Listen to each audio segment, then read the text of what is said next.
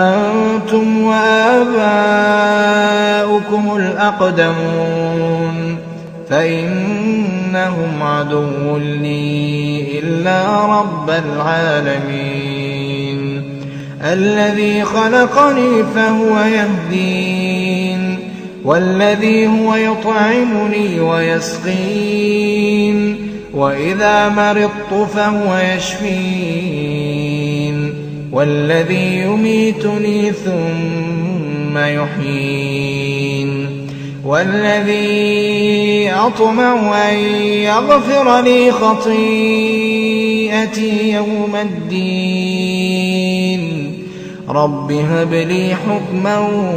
وألحقني بالصالحين واجعل لي لسان صدق في الآخرين واجعلني